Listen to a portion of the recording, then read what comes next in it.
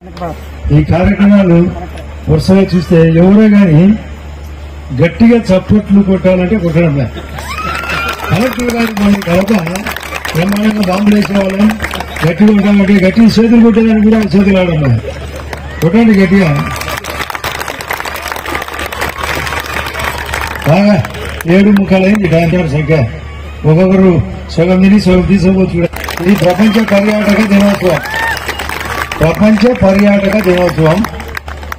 ఎక్కడో కలెక్టర్ గారు, joint collector గారు, వాళ్ళ స్టాఫ్ డేపో గాని, సురేష్ గారు గాని, ఆర్డీఓ గారు గాని, చిన్నపెట్టి గాని, ఇంకా చాలా మంది కళాకారులు వచ్చారు. వాళ్ళందరినీ మనం ఉత్సాహపరచాలి. ఎందుకు నేనైతే కలెక్టర్ గారికి చెప్పే మాట, మీకు అందరికీ చెప్పే మాట, ప్రతిరోజు సమయాన్ని 3 భాగాలు చేసుకోవాలి.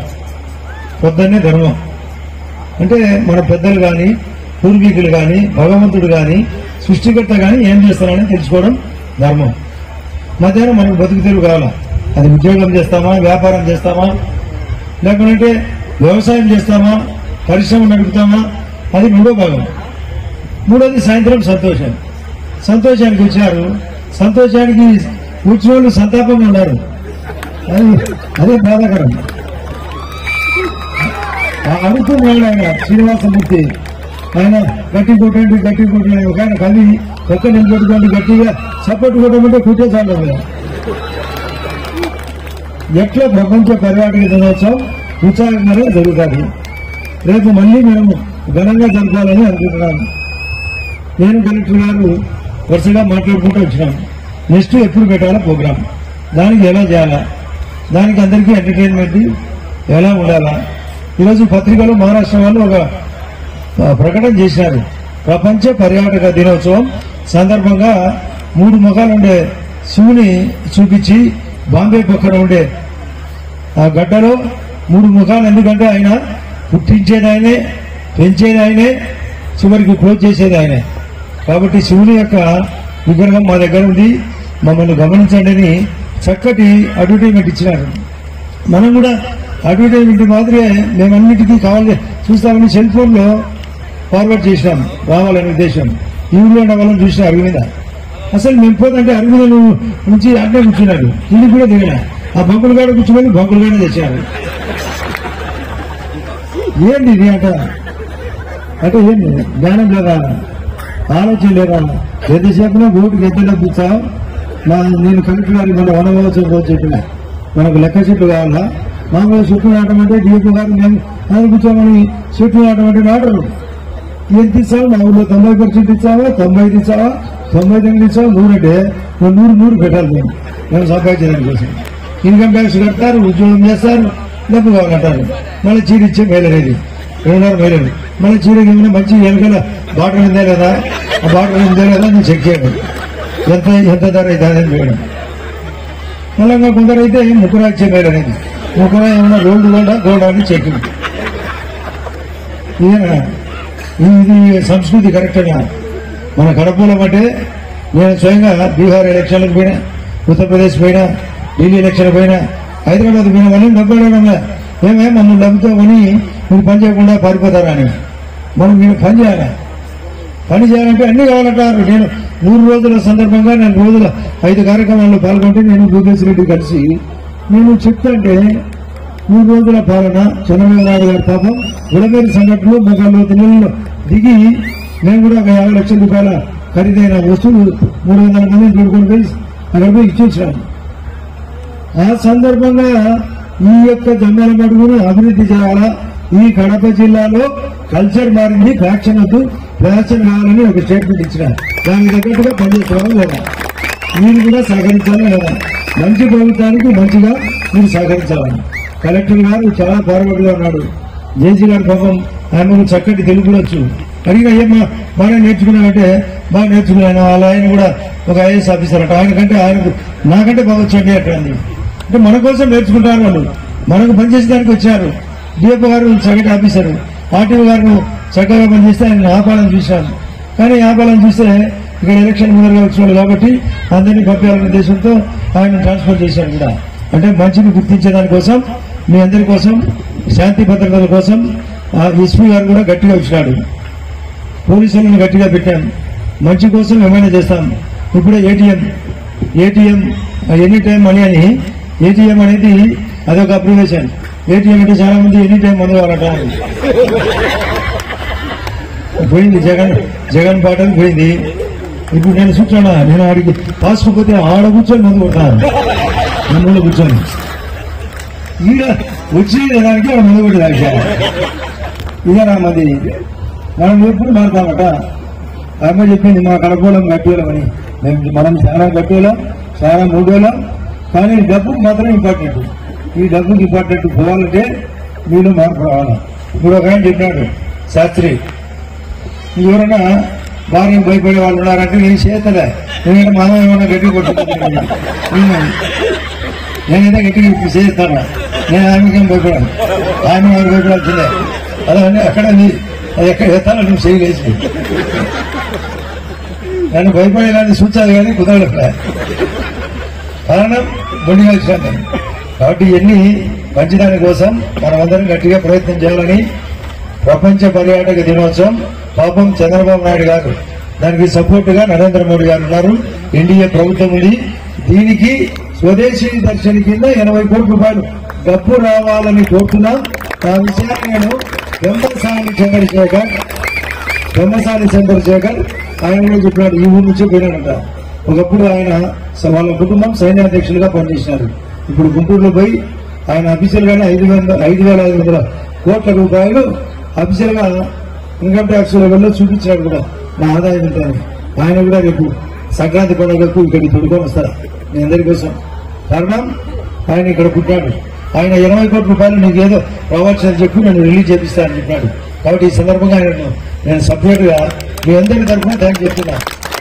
కేంద్ర ప్రభుత్వం సాయం ఉంది, రాష్ట్ర ప్రభుత్వ సాయం ఉంది, జిల్లా సాయం ఉంది, పర్సనల్ సాయం మనం ఉంది. ఇక్కడ భూముల ధరలు కూడా బాగా పెరిగినాయి. ఇంకా అన్ని చోట్ల పికప్ చేస్తాం కూడా. మన జమ్మలమడుకు మీకు కొన్ని విషయాలు చెప్పాలి ఈ సందర్భంగా. ఈ కొండలను భానుకొండలు అంటారు. భానుడు అంటే సూర్యుడు, భానుకొండలు. ఈ భానుకొండల్లోనే సార్ కొన్ని విషయాలు చెప్పలే. మనకు ఆర్టీబీపీ భానుకొండలు ఉంది, పక్కన కనతీర్థం భానుకొండలు ఉంది, మన గండికోటతో పాటు కింద లోయ కాని అంటే లోయ, చక్కటి లోయ, గండికోట రిజర్వాయర్ ఉంది, మైలవరం రిజర్వాయర్ ఉంది. 10,000 మెగావాట్ల సోలార్ ఈ గండికోట పక్కనే రాబోతుంది. 10,000 మెగావాట్ స్టీల్ ఫ్యాక్టరీ. ముఖ్యమంత్రి గారు మేము మాట్లాడుకున్నాం. మన కన్నతీర్థం దగ్గర అది కూడా భానుకొండలోనే స్టీల్ ఫ్యాక్టరీ. అది కాకుండా గతంలో బ్రాహ్మణి ఫ్యాక్టరీ ఉన్నది. నేను 2 సార్లు గాలి జనార్దన్ రెడ్డి గారిని కలిసిన. సుప్రీంకోర్టులో క్లెయిమ్ చేస్తే నాకేం అభ్యంతరం లేదు, మా ల్యాండ్ కూడా తీసుకున్నాడు. అది కూడా తీసుకుంటే అది ఒక మరొక ఫ్యాక్టరీ వస్తుంది, అదొక బ్రాహ్మణి ఫ్యాక్టరీ. కాబట్టి ఇది ప్రపంచంలోనే గండికోట ముఖ్యమే కాకుండా మన జమ్మలమడుగు నియోజకవర్గం సర్వోన్నతంగా మార్చడం కోసం నేను 4 సార్లు ముఖ్యమంత్రి అయినా సార్ 4 రకాలుగా ఆలోచించి ఈ తాలూకాను గట్టిపరిచే దానికోసం అన్ని రకాలుగా ప్రయత్నం చేస్తాం. గండికోట నిండింది, మైలవరం నిండింది, చిత్రావతి రివర్ పరిగెత్తాంది. అదే కాకుండా పెన్నా నది ప్రవాహం ఉంది, మంచి వర్షాలు పడినాయి. ఫసల్ బీమా యోజన కూడా గట్టిగా అందరూ కట్టండి. ఈ యొక్క నియోజకవర్గం దేశంలోనే 4,128 నియోజకవర్గాల్లో చక్కటి నియోజకవర్గం కావాలంటే గండికోట ఉత్సవం మళ్ళీ అందరూ చెప్పండి. ఇక్కడ ఉండే వాళ్ళు ఎందుకు జరుగుతుంది, ఏం జరుగుతుంది, ఈ గండికోట అంటే ఏంది, మన పిల్లల భవిష్యత్తు ఏంది, వాళ్ళ ఉద్యోగ అవకాశం, ఉపాధి అవకాశం పెరగాలంటే గండికోట బ్రహ్మాండంగా ఆ రోజు కోట రాజులు రకరకాల రాజులు పాలించారు. ఇప్పుడు మన పాలనలో అంతకంటే చక్కటి పాలన రావాలంటే మనం అందరం హృదయపూర్వకంగా సాయం చేస్తామని, సంతోషంగా ఉండేదాని కోసం, సాయంత్రం సంతోషంగా ఉండేది కోసం ప్రతి ఒక్కరూ పాటుపడాలా. మన పిల్లలకు అదే నేర్పించాలా. రామాయణంలో గొప్పతనం, భారతంలో గొప్పతనం, ఇస్లామిక్ మతం యొక్క గొప్పతనం, క్రిస్టియానిటీ మన గొప్పతనం అందరూ గొప్పగా చెప్పినారు. కానీ మనం పాటించడం లేదు. నేను కలెక్టర్ గారికి చెప్తాంట, పాటించని పాఠాలు ఎందుకు, పాటించని ప్రార్థనలు ఎందుకు. అది కాదు, పాటించాలి. మనం పాటిస్తే మనం పాఠాలు చెప్పేదానికి విలువ. మన పిల్లల భవిష్యత్తు ఎక్కడ చూసినా ఉద్యోగ అవకాశాలు ఉన్నాయి. కానీ చాలా మంది సర్టిఫికేట్ తీసుకొచ్చేదేమో ఏమన్నా ఉద్యోగం ఇప్పిస్తావా అనేది.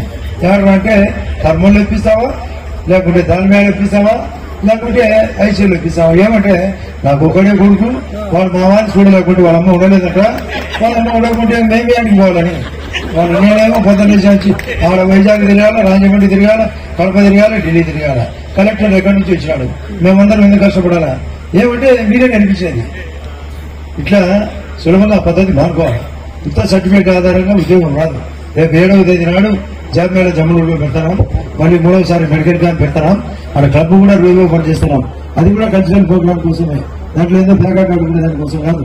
అన్ని కార్యక్రమాలు పెడతాం, మీ అందరి కోసం అన్ని రకాల ఆలోచన చేస్తాం. మీరందరూ గట్టిగా ఒకసారి మేము సైతం ఉపయోగపడతాం, మా పిల్లల్ని బాగా చదివిస్తాం, ఆరోగ్యకరంగా ఉంటాం. ఈ గండికోట అంచనాలు మరింత నెక్స్ట్ రాబోయే రోజుల్లో నేను ప్రధాన ముఖ్యమంత్రి గారితో కూడా మాట్లాడతాం. ఆ 80 కోట్ల రూపాయలు స్వదేశీ దర్శన కింద డబ్బులు కూడా రాబడతాం. మీ అందరి తోడ్పాటు ఉంటాం. మంచి ఎప్పుడు వచ్చినా కూడా మీ అందరూ ఆకలిగా ఉంటారని సాయంత్రం స్టాక్స్ కూడా పెట్టించాం, వాటర్ నీళ్లు పెట్టాం, ప్లస్ అందరు రావాలని బస్సులు కూడా పెట్టాం. కలెక్టర్ గారు కడప నుంచి కూడా పెట్టారు, జమ్మూ నుంచి బస్సులు ఉన్నాయి, అందరికీ మోటార్ సైకిల్ ఉన్నాయి, అందరికీ సెల్ ఫోన్లు ఉన్నాయి. కానీ చాలా మంది టీవీ చూసినప్పుడు మాత్రం ఎప్పుడు లేడీస్ ఎక్కువ ఫస్ట్ ఏం చేస్తారంటే ఎక్కువ మొత్తం సీరియల్, ఆ సీరియల్ అత్త గోడలు చుట్టూ చూపుతాడు, అత్త వెళ్తారు. ఏమంటే ఆనందం. అది మానుకోవాలి. డాక్టర్ సలహాలు వినాలా, లేదా ఇంజనీర్ సలహాలు వినాలా, లేదా రైతు సలహాలు వినాలా, అవి మానుకోని విషయాలని. తర్వాత చివరిగా అమ్మ పాపం నేను చాలా ఆనందపడేది ఏమంటే ఆ వెంకట్ అతనికి ఆమె తల్లిగా అతనికంటే ఎక్కువ కష్టపడుతుంది. ఆయమ్మ విశాలక్ష్మిగానే ఆలోచించింది, తన కొడుకును ఆ విధంగా తీర్చిదిద్దింది. దానికి ప్రభుత్వం కూడా సాయం దివ్యాంగులను పేరు పెట్టారు. దివ్యాంగులకు 6,000 రూపాయలు పెన్షన్ పెట్టాడు చంద్రబాబు నాయుడు గారు. మిగతా రాష్ట్రాల్లో ఎక్కడ లేదు. పెన్షన్ 4,000 పెట్టారు.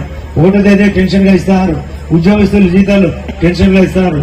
కాబట్టి ఈ ప్రభుత్వం మంచి ప్రభుత్వం అనే విషయాన్ని కూడా ఈ సందర్భంగా గుర్తిస్తూ గండికోట ఉత్సవాలు బ్రహ్మాండంగా మీరందరూ తోడ్పాటుగా మరింత ఉత్సాహంగా రావాలని, నెక్స్ట్ జనవరి కానీ డిసెంబర్ రాకల్లో కానీ ఆ ఉత్సవ కార్యక్రమం పెట్టినప్పుడు భారీగా ఇదంతా ఎక్కడ పట్టకుండా ఉండాలి.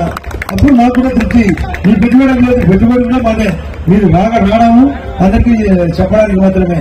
మేమందరం గట్టిగా ఒకసారి సపోర్ట్ కొట్టి రాబోయే కార్యక్రమాలు పటిష్టంగా ఏర్పాటు చేస్తామని, కలెక్టర్తో పాటు అందరి అధికారులు కూడా అది ఉత్సాహంగా మార్చాలని విధంగా కోరుకుంటూ నమస్కరిస్తూ చివరికి భోజనాలు మా సార్ చెప్పాడు, ఎంతైనా భోజనాలు నేను చెప్పిన మళ్ళీ చెప్తాను చెప్పలేదు సార్ అంటే మళ్ళీ స్పెషల్ మాదిరి ఏమైనా పెట్టావుగా, సూర్య ఏమైనా గుడి గారికి ఏమన్నా రైట్. అందరికీ నమస్కారం.